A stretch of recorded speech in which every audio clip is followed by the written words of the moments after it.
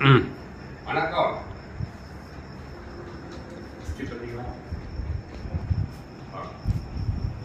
உட்காரு.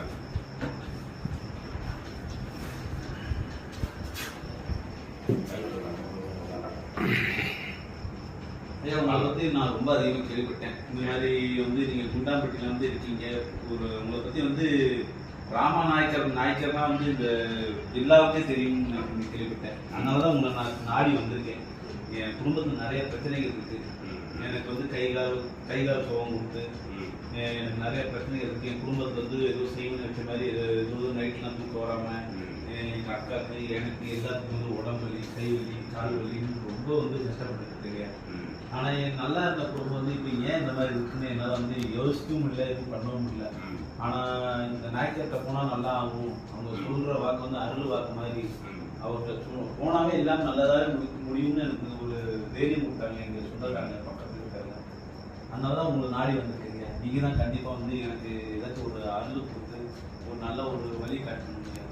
உங்கள் பேர் என்ன? என் பேர் பீம்ராவ். எங்கிருந்து வரீங்க? நான் இங்கே மதுரையிலேருந்து வரீங்க. பீமராவ், மதுரையிலிருந்து வரீங்க.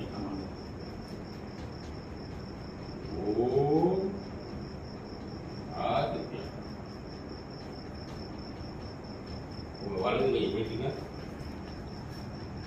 கையை மாற்றி வைக்கிட்டீங்க.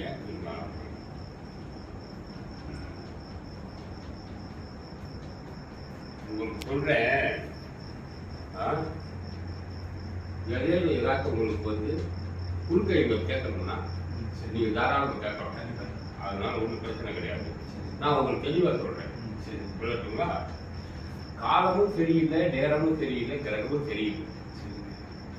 வீண் அலைச்சல், வீண் விரயம், வீண் சிக்கல், வீண் பொருளாப்பு, ஒரு பங்கு வரவு 7 பங்கு செலவாயிட்டு இருக்கேன் நிலைக்கு.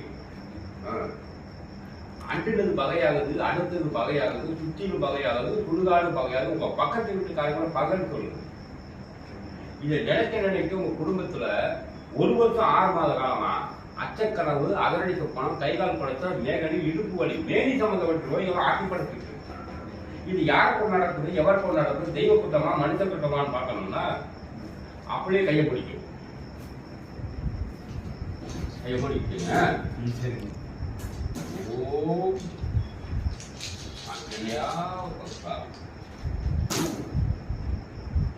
2, 4, 6, 8, 10, 12 ஒரு விரல ஒரு மனசால தெய்வத்தில் விட்ட விரலோ